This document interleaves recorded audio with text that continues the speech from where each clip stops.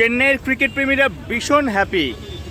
তারা হ্যাপি এই কারণে তাদের local boy Ravichandran Ashwin century হাঁকিয়েছেন, পাশাপাশি আরেকজন সেঞ্চুরির খুব কাছে, তিনিও তাদের লোকাল বয় আসলে, কারণ চেন্নাই সুপার কিংসেই খেলেন রবীন্দ্র জাদেজা আইপিএলে।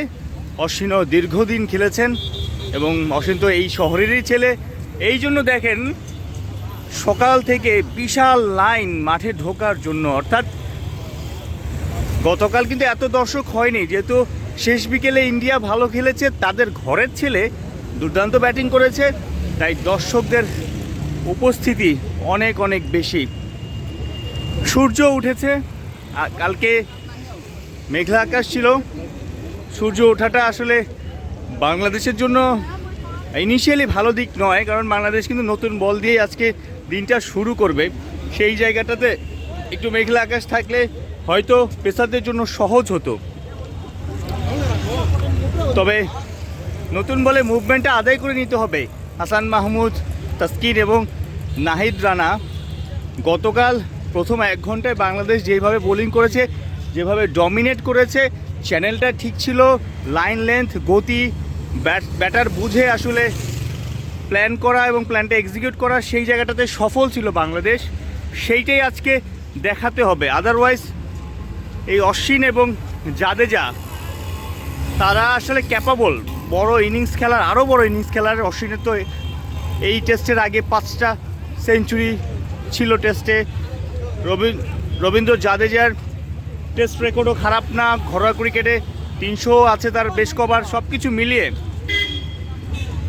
বাংলাদেশকে নতুন বলে আজকে আলো না কাটতে পারলে যতটুকু পেছনে পড়েছে এই টেস্টে আরও অনেক পিছিয়ে যাবে, হয়তো বা দ্বিতীয় দিনেই টেস্ট জেতার কিংবা ড্র করার কিংবা ভালো কিছু করার স্বপ্নটা মরে যাবে। সো পেসারদের আসলে এই 1 ঘন্টা শুক্রবার, এই 1 ঘন্টা আসলে দাপট না দেখাতে পারলে 400-র আশপাশে বা 400 নিচে যদি ভারতকে অল আউট করতে না পারে বাংলাদেশের জন্য টাফ হয়ে যাবে। তবে একটা জিনিস, যে যদি দ্রুত অল আউট করে দিতে পারে, সানশাইন, সূর্য উঠে গেছে। গতকাল হাসান মাহমুদ বলছিলেন যে উইকেটটা খারাপ না, এখন উইকেটটা ব্যাটারদের জন্য একটু ভালো হয়ে গেছে। সেই জায়গাটাতে বাংলাদেশের ব্যাটারদের জন্য কিন্তু খারাপ হবে না, মন্দ হবে না, যদি সেন্সেবল ব্যাটিং করতে পারে, মেরিট অনুযায়ী খেলে, তাহলে বাংলাদেশও একটা ভালো প্রতিরোধ করতে পারবে এই পিচে।